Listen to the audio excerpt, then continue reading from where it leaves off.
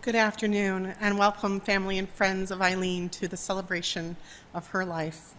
A couple announcements as we get started here today. The first is thank you for your patience as we started a little late so that we filled up in our parking lot, and we wanted to make sure everyone had a chance to get in here. And thanks to our ushers for doing parking lot duty as well. If you find yourself needing to step out for any reason but want to still listen to the service, our assisted listening devices can be given to you by an usher. There are some out here, I think, in this direction, and they are actually small portable radios that can listen to the service throughout the building. And then restrooms are, there's one on this hallway right outside this door, and others down near the fellowship hall on the next level down. And that's how you're going to get to the reception afterwards, which is to go that way till you reach the end of the building in that direction. After the service, we will also be having a brief gathering in our memorial garden.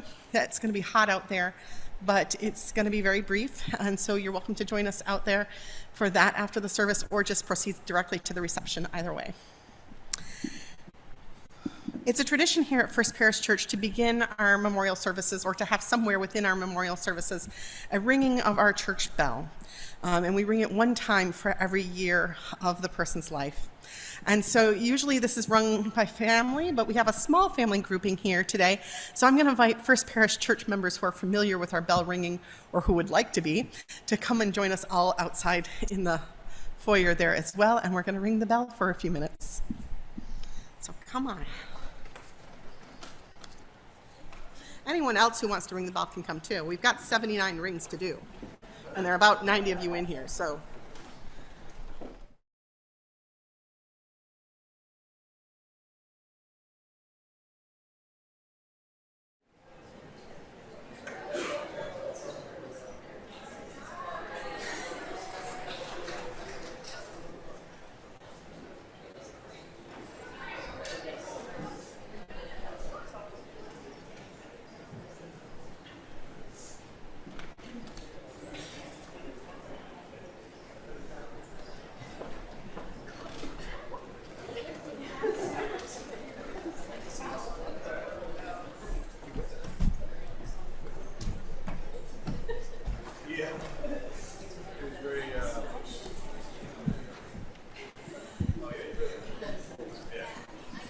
So welcome, family and friends, church members too, to the celebration of the 79 years of life of our member here at First Parish Church, ILENE RUDMAN.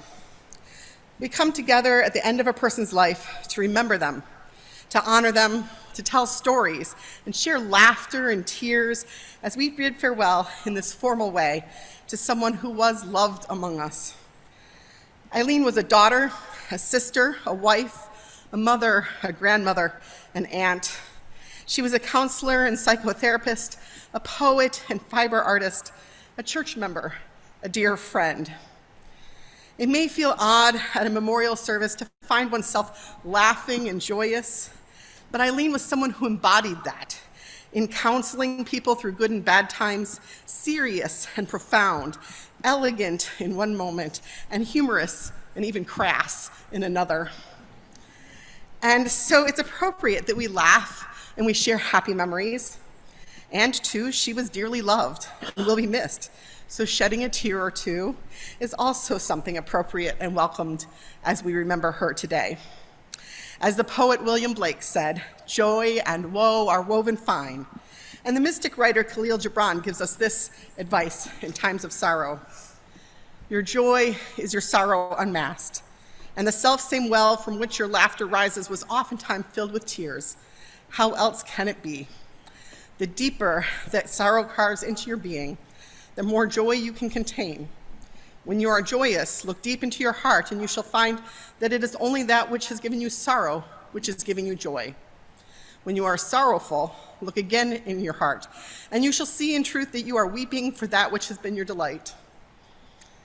Similarly, one of ILENE's favorite poems by Mary Oliver, Heavy, begins with the poet saying this: still, I was bent, and my laughter, as the poet said, was nowhere to be found. And then the poet learns to carry grief, and Mary Oliver moves on to saying this: Have you heard the laughter that comes now and again out of my startled mouth? Thus, the service, we may be bent with grief and yet find the laughter bubbling out. And I'm sure ILENE would want it that way. With this, we light the flaming chalice, which is the symbol of this faith that nurtured ILENE and ILENE nurtured in return, and it will be lit by some of her family members.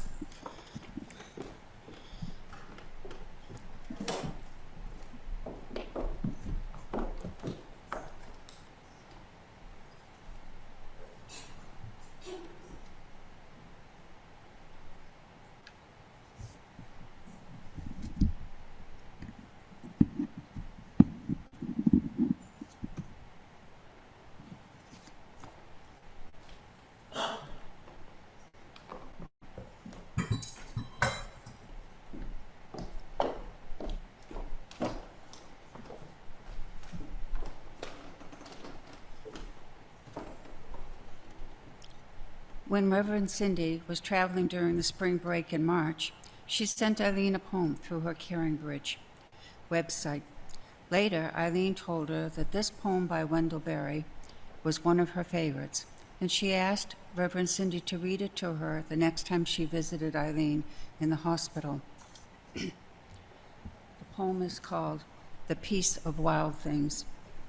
When despair for the world grows in me, and I wake in the night at the least sound, in fear of what my life and my children's lives may be, I go and lie down where the wood drake rests in his beauty on the water, and the great heron feeds. I come into the peace of wild things, who do not tax their lives with forethought of grief. I come into the presence of still water, and I feel above me the day-blind stars waiting with their light. For a time, I rest in the grace of the world and am free.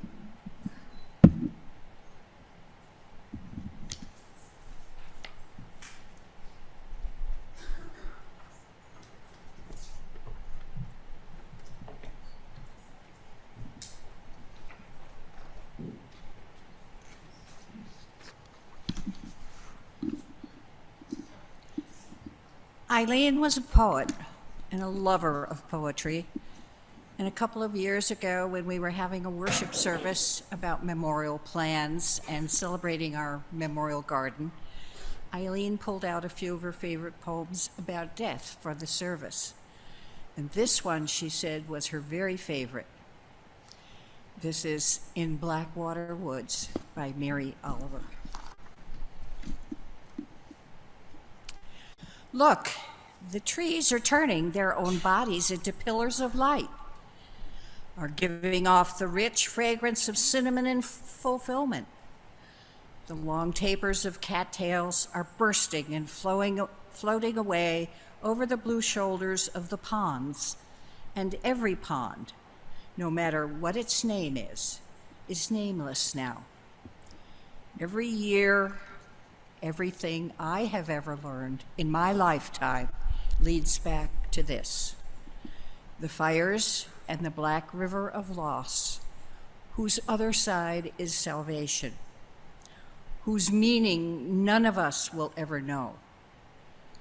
To live in this world, you must be able to do three things: to love what is mortal, to hold it against your bones, knowing your own life depends on it, and when the time comes, to let it go, to let it go.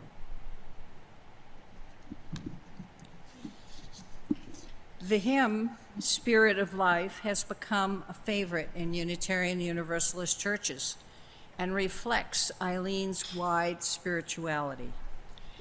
Please rise in body or in spirit and join in singing number 123 in the Gray Hymnal, Spirit of Life.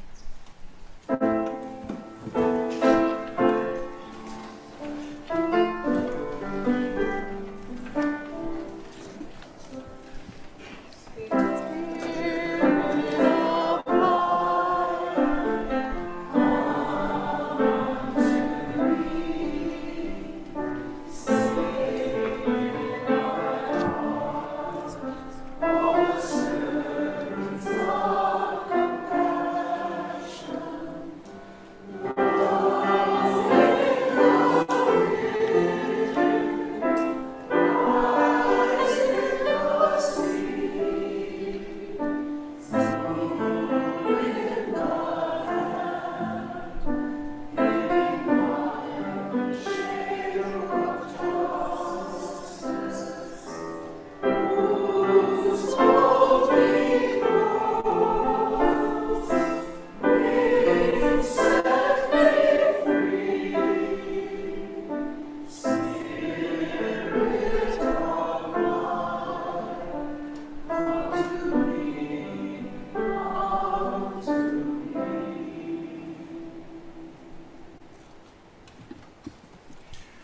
ILENE often mentioned her Jewish heritage here at this church, and she was someone who was both very spiritual and drew from many religious traditions in relationship to her body, mind, and spirit. These ancient words form the Jewish and Christian scriptures from the Jewish and Christian scriptures have brought comfort to many over the centuries in times of sorrow. This is Ecclesiastes chapter 3, verses 1 to 8, with verse 1 repeated at the end. For everything there is a season, and a time for every purpose under heaven. A time to be born, a time to die, a time to plant, a time to pluck up what is planted, a time to kill, a time to heal, a time to break down, and a time to build up, a time to weep, and a time to laugh, a time to cast away stones, and a time to gather stones together, a time to embrace, a time to refrain from embracing, a time to seek, and a time to lose, a time to keep, and a time to cast away, a time to rend, and a time to sow, a time to keep silent, and a time to speak, a time to love, and a time to hate, a time for war, and a time for peace. For everything there is a season, and a time for every purpose under heaven.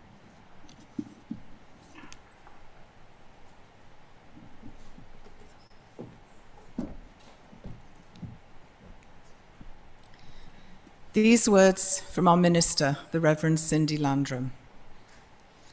Spirit of life, the concept of death, the passing from this world unto the unknown, is a mystery to many. And people have differing reactions to the spiritual and to prayer. The poet Mary Oliver spoke of this mystery of prayer and of death in one of ILENE's favourite poems, The Summer Day, saying, I don't know exactly what a prayer is. I do know how to pay attention, how to fall down into the grass, how to kneel down in the grass, how to be idle and blessed, how to stroll through the fields, which is what I've been doing all day. Tell me, what else should I have done? Doesn't everything die at last and too soon? Tell me, what is it you plan to do with your one wild and precious life? This is a time for each of us to find our own quiet center and meditate or pray, to offer a farewell, or simply to remember the person that ILENE was and how she lives on in our memories. In this time of silence, our minds may leap from understanding to questioning about a human life and the mystery of death, or they may leap from joy to sorrow across the memories. Let us each enter a time of contemplation, prayer, or meditation, remembering ILENE's one wild and precious life, even as we let go of ILENE's life here on earth today.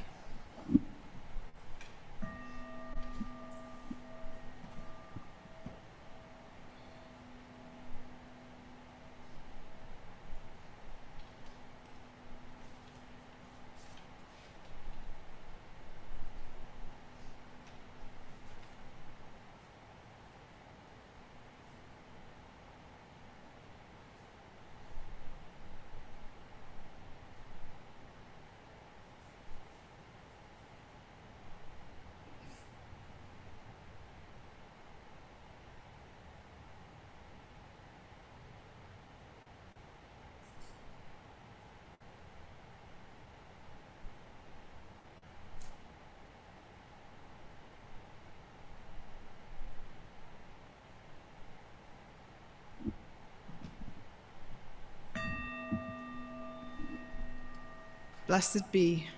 Amen.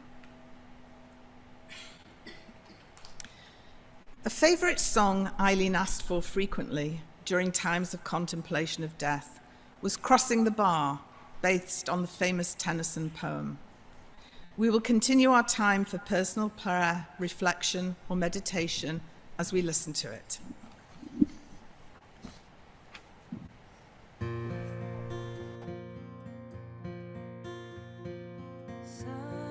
Sunset and evening star, and one clear call for me.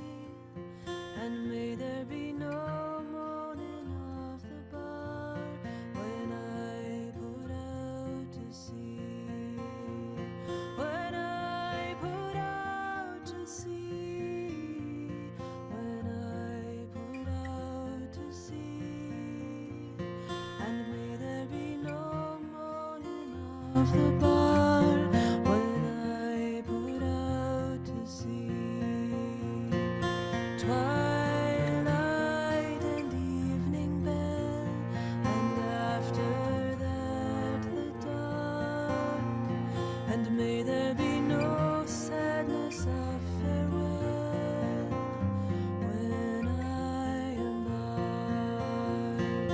When I embark. When I embark. And may there be no sadness of farewell when I embark.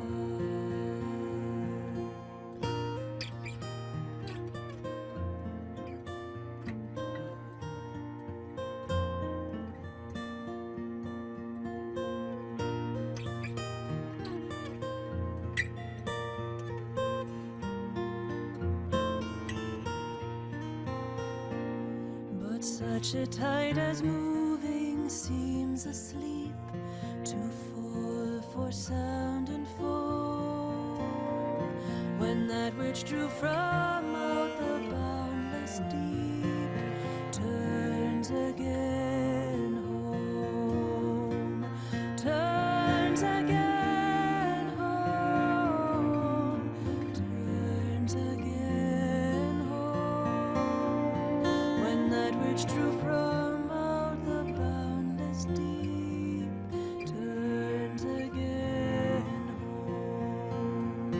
For though from out our bourne of time and place the flood may bear me far, I hope to see my pilot face to face when I have crossed the bar. When I have crossed the bar. When I have crossed the bar. I hope to see my pilot face to face when I have crossed the bar. When I have crossed the bar. When I have crossed the bar. I hope to see my pilot face to face when I have crossed the bar.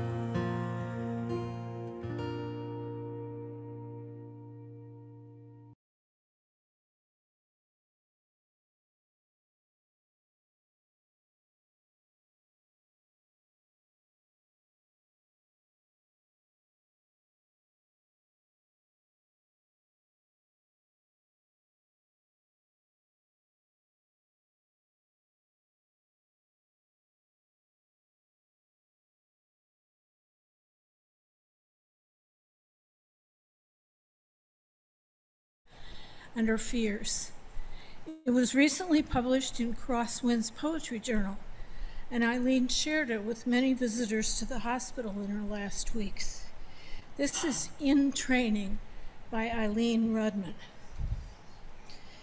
There was no way to know that for most of your life you've been training for this very moment, becoming an elite athlete in awfulizing, an expert in imagining the worst, spending the better part of half a century fretting about every possible health disaster, spending time and money building muscles, preparing for the moment your really bad diagnosis is finally announced, that the lump is as bad as you thought. The headache's just a precursor, a twinge in your left side requiring yet another colonoscopy, the palpitations, the treadmill test. You became a psychotherapist and learned to do Reiki and kept various acupuncturists, herbalists, and osteopaths in business because you knew, just knew, that something really bad was going to happen. And like any good Jewish girl growing up on Harlequin novels and Holocaust lit, that minor losses were inevitable and catastrophic ones just waiting around the corner. So you covered your bases, joined 2 Buddhist sanghas, attend the local Unitarian church, and celebrate the Jewish high holidays just in case. Just in case there is a God, and God gets pissed, and you do want to be on God's right side. You do. Oh yes, you do.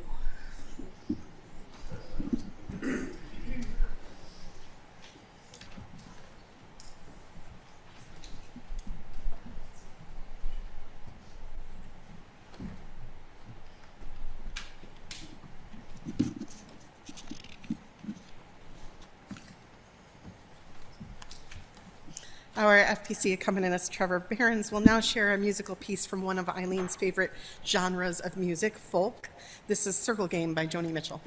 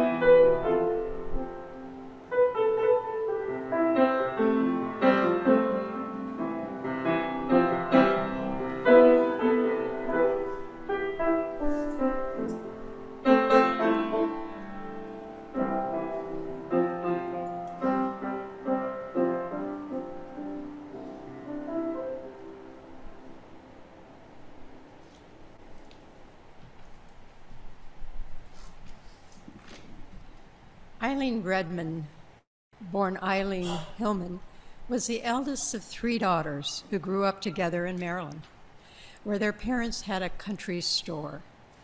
Eileen preferred to be up in the house above the store with her books.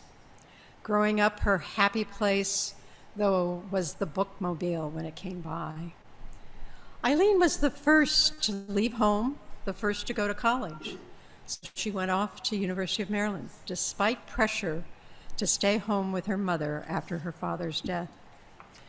One story from college illustrates how Eileen was someone who could be both bold and adventuresome, but also fearful. Her college had a swimming requirement, and Eileen loved the water, but never did learn how to swim. She got a D in the class, so barely able to graduate college without ever learning how to swim. But she did earn a BA in English, of course. After college, believe it or not, Eileen's first job was an uncharacteristic one, working for the IRS.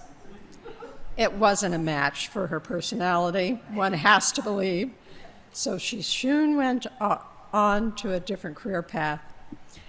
After college in the late 1960s, Eileen met her husband, B.J. RUDMAN. They married and came here to Massachusetts in the early 1970s.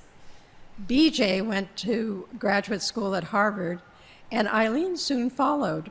She got her first master's degree in public policy from Harvard's Kennedy School of Government, which she had received a fellowship to attend. Together, Eileen and B.J. had one son, Jonah, and lived in Watertown. Eileen and her husband were oil and water, however, and divorced when Jonah was around 6 years old. She had many loves after that, but none permanent, and none where it led to marriage, which was a sadness to her as she grew older, not having a partner in her final years. She wrote ironically about this in her poem, Two Johns, a Bill and a Bob. Quote, "Men who look at least 10 years younger than their age, who like to hold hands, walk beaches at sunset, know how to treat a woman right, and want that woman to be at least 10 years their junior." That was Eileen, full of hope and dismay, beautiful imagery blended with sarcasm, and of course, shared through poetry. So she and Jonah were alone in the house in Arlington during his growing up years, and she lived there until he was out of the nest. Eileen was always someone who was civically engaged. She was an employment specialist for the Department of Labor in the late 60s and early 70s, when there was the Federal Women's Program, and was the Federal Women's Program manager from 1975 to 80 for the U.S. Department of Health, Education, and Welfare. While there, she was instrumental in creating and implement a flex time program for women. Somewhere during this time, she was also part of a governor's council as well. After leaving work for the government, she continued working in labor, women's and children's issues at a number of institutions, including at Radcliffe and teaching as an adjunct professor at Lesley College.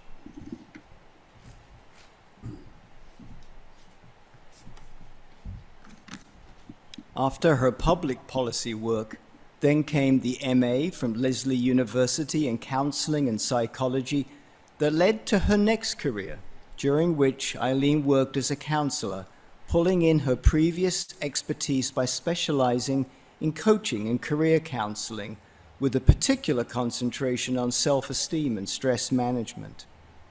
She started whole life counseling in 1990, and then Career Vision Associates in 2009, and completed a postmaster's program in psychosynthesis from the Concord Institute. Psychosynthesis would be a good word to describe Eileen from a layperson's perspective, because it took her life experience and her 3 degrees in English, public policy, and psychology, and her loves of art and poetry, and synthesized them all together in each domain. Beyond work, Eileen was a fiber artist and a poet. And in the last few years, her poetry really took off. She published her book, Staying the Night, in 2019, and it was a finalist in a poetry contest. Her poetry was published in the Lyon Literary Review and in Calyx in 2020.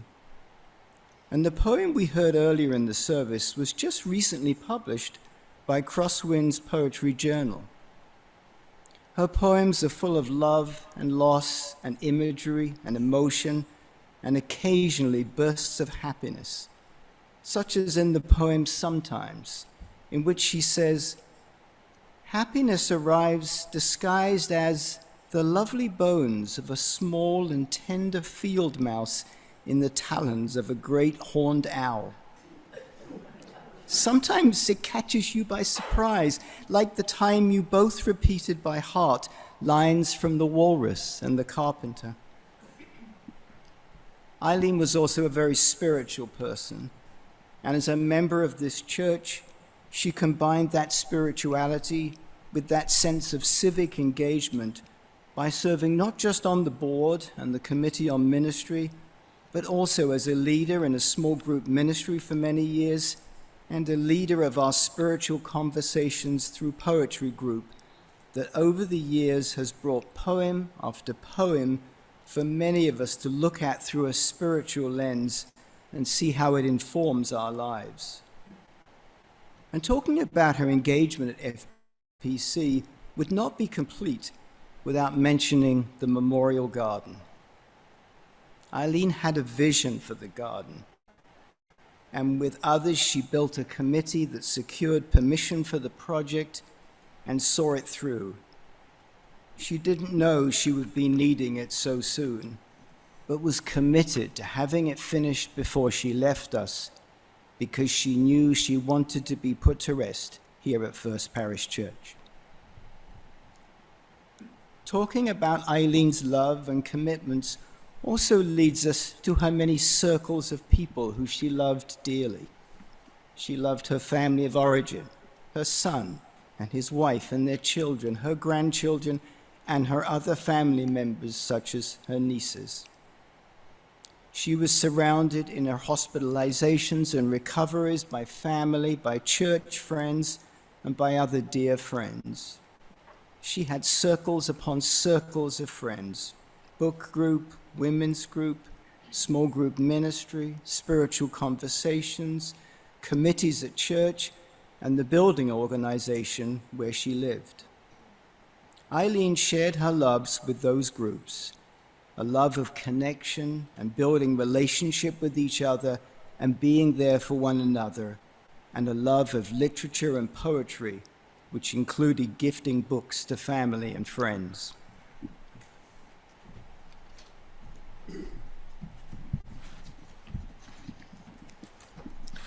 ILENE had a great sense of self, independent but surrounded by friends and family.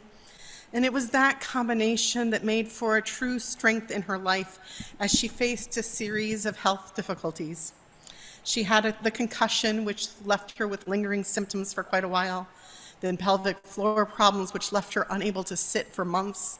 And then, after all that, she found she had cancer, a significant and life-altering and ultimately life-ending cancer. ILENE wasn't ready for death. She had plans for the future, and she had always had fears of death, as she shared in her poem, having lost her father and then her mother and her sister Emily.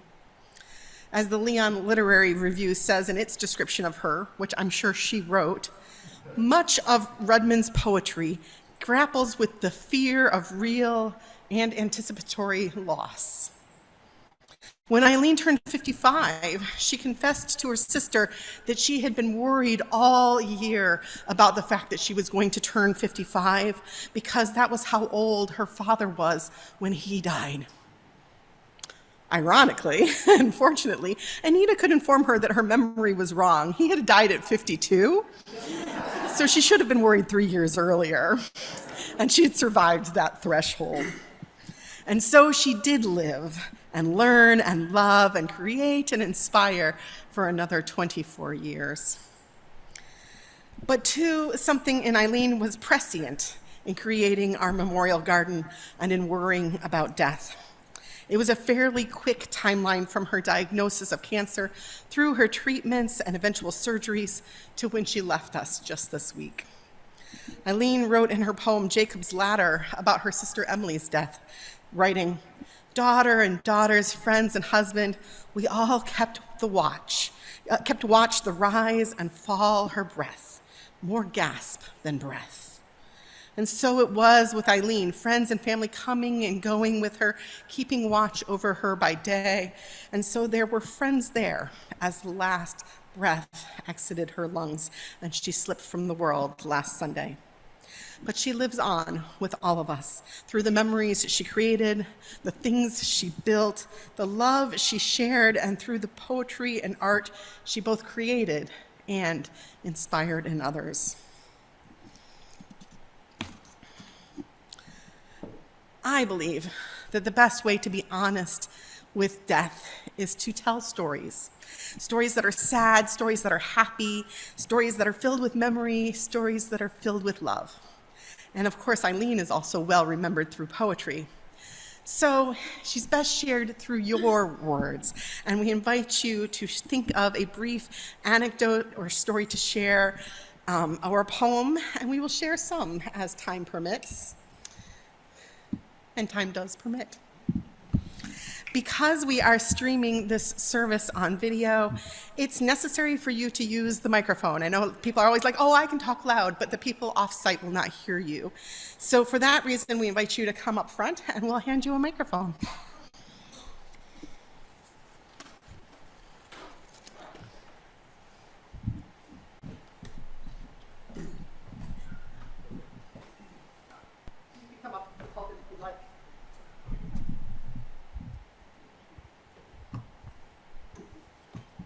So thank you all first for being here, to my family and I.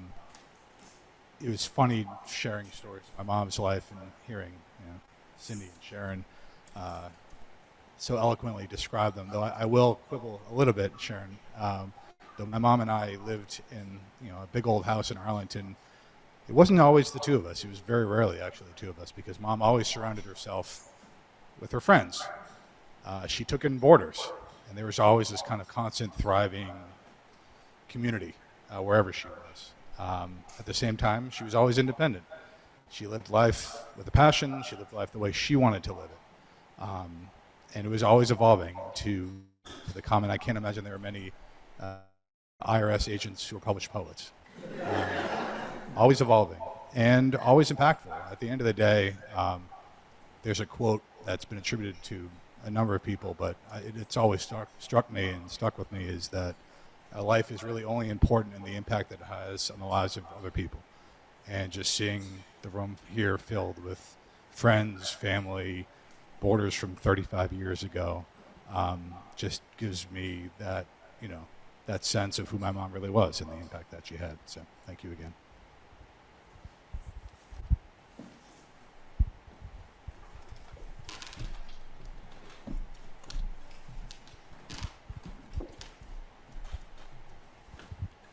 ILENE and I met over words. Boy, that lady could really fly them and bring them in for a landing. I think she shared more than I did because maybe she had more to share. I did share a short poem with her I'm going to read to you. I didn't know about her swimming adventures, but they may come in handy with this poem. She said she thought it was the valedictory, and that seems appropriate to me. First Lesson by Philip Booth. Lie back, daughter. Let your head be tipped back in the cup of my hand. Gently, and I will hold you. Spread your arms wide. Lie out on the stream and look high at the gulls. A dead man's float is face down. You will dive and swim soon enough where this tide water ebbs to the sea. Daughter, believe me when you tire on the long thrash to your island. Lie up and survive. As you float now, where I held you and let go. Remember when fear cramps your heart, what I told you. Lie gently and wide to the light year stars. Lie back, and the sea will hold you.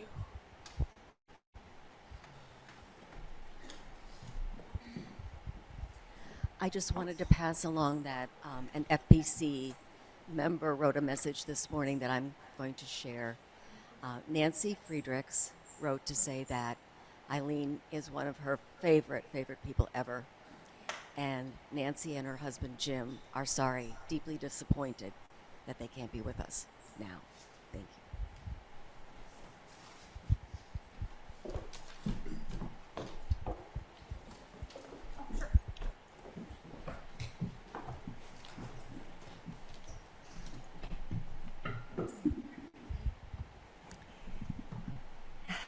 As so many of us here know, Eileen was a woman of passion. She loved food and she loved cooking. She loved sensuality in all its forms. She loved making things with her hands, whether it was boiled wool hats or scarves she knitted for her friends, generously giving them at every birthday. Her beautiful aesthetic was also demonstrated in the way she dressed and the striking jewelry that she always wore, and the beautiful way that she decorated her home. Eileen had an incredible eye. Another passion which has been talked about already is her love of words. She loved reading and then listening to novels, reading poetry, and especially writing poetry. And we have been treated this afternoon with some of her most incredible poems. Eileen also had a great passion for the outdoors.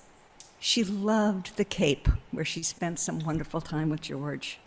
She loved the Berkshires, where Julian and I got to spend many wonderful times with her. And mostly, she loved Maine. Maine she loved in all its seasons, but especially in winter. Snow was magical for Eileen. Eileen also had a passion for helping people on their career and their personal paths. She was a much beloved counselor who devoted herself to her clients, working right through chemo and radiation.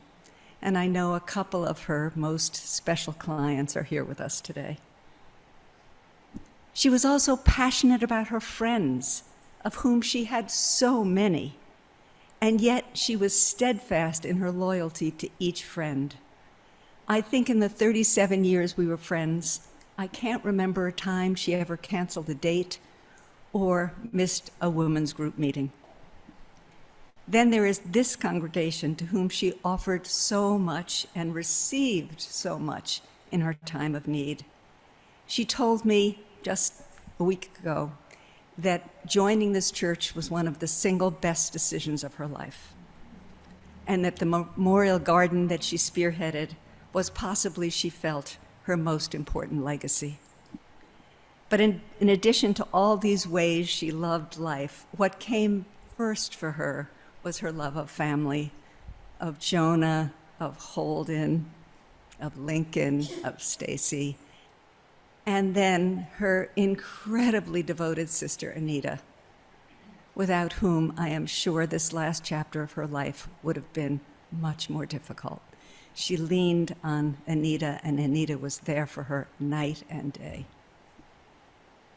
As you all know, Eileen was deeply rooted in spirituality that spanned Buddhist and UU and Jewish paths, and included finding and cherishing poems that opened the doorway to spirituality. So now, as we begin to accept that she is no longer among us, I hope each of us will take one of her many passions and live it fully. That is what she would have most wished for, both as a way to honor her life, but also as a way for us to carry her with us.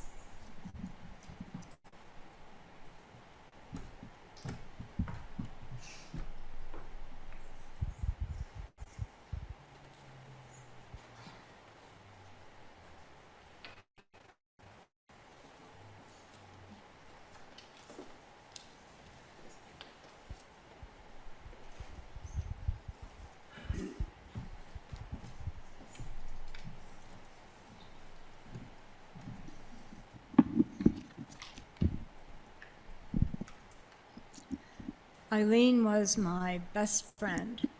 Ralph Waldo Emerson said of friendship, "A friend may well be reckoned the masterpiece of nature." Eileen was also my oldest friend. The friendship began when we lived across the street from one another in Arlington almost 50 years ago. Our sons, Jonah and Graham, were born there. That was the beginning of a wonderful, lifelong relationship.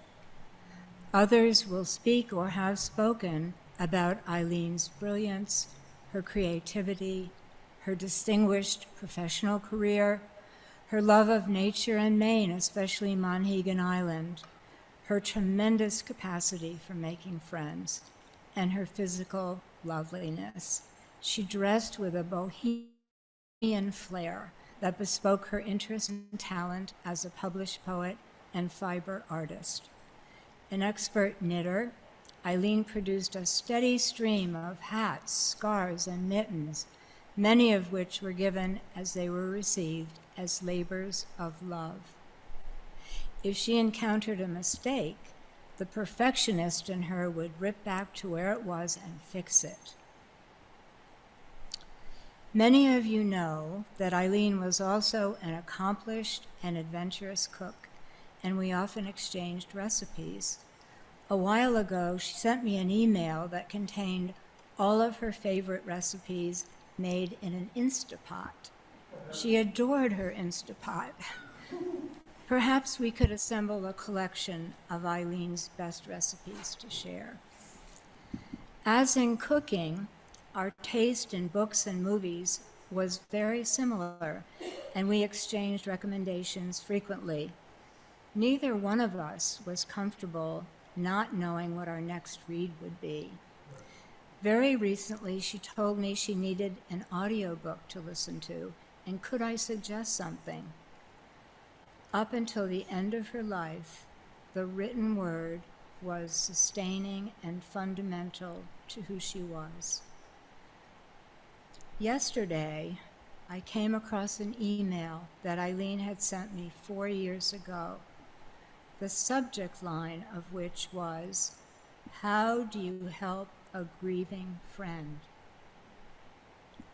It startled me to come upon this advice, for I was now that grieving friend, and more than ever needed Eileen's advice. Eileen, helpful and timely, the most wise and caring friend one could ever wish for, she was to me that masterpiece of nature that Emerson was talking about. You will always be in my heart, dear friend.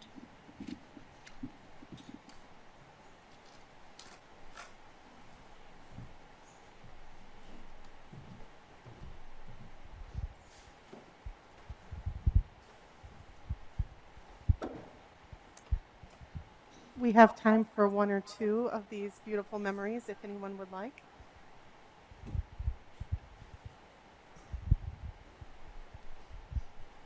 I hesitate to follow those two moving pieces, but I have a little humor to inject in my time with Eileen. I met Eileen over poetry and just in passing here at the church, and then we decided that we were going to become better friends, and so I went over for a walk. Well, I got there a little early, which you know is never, for those of you who know me, I never get any place early, but I got there a little early, and she had just received some groceries, the weeks-long groceries, and this is during COVID.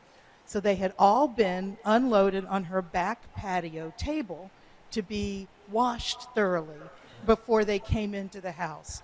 Now, you cannot imagine how thrilled I was. I knew we were going to be very good friends at that moment, because you should have seen the production that I went through with my groceries. I couldn't wait to get home to my partner and tell her, I'm not insane. There really is a reason to do this. We bonded immediately. We had a wonderful walk. And then fast forward to the last time I had a really long, unstructured time with Eileen at her kitchen table over tea, lots of tea, and cookies. And she wanted me to read something that she had written, and I was really just really honored. I couldn't imagine that she wanted my opinion on something that she had written, but she just wanted to make sure she had gotten something right that she thought I might know about. So we talked, and we talked a long time. We talked about relationships and all sorts of things, and we also talked about the fact that she didn't want to make any more plans to get together until she got a handle on what was going on. She just knew that there was something that wasn't right, and this was just about a month before her diagnosis. And I saw her afterwards, but this spring was hard because I was sick, my partner was sick, I was exposed to COVID, and every time it seemed like I'd get to go visit, something happened. So I have a great deal of sadness and a great deal of loss, and somehow I know she would understand in the text she was telling me. So, ILENE, my friend.